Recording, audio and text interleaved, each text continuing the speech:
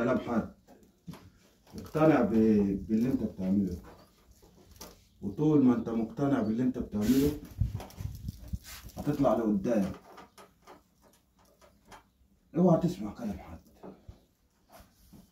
الحياة دي يا ابني فرص.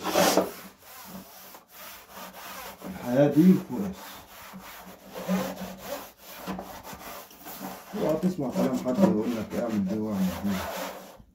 اعمل اللي انت عايزه، هتنجح في حياتك.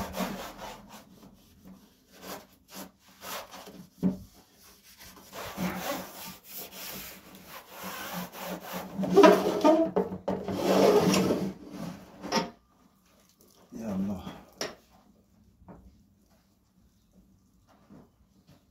لازم تساعد زوجتك كده، تساعد زوجتك في البيت في اي حاجه.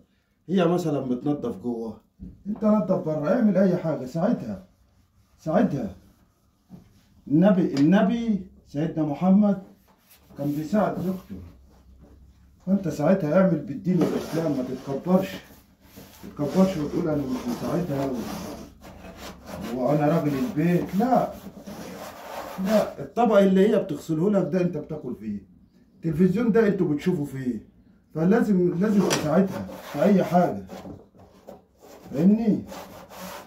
لازم تساعد زوجتك كده، وهتعمل بنصيحتي. ها؟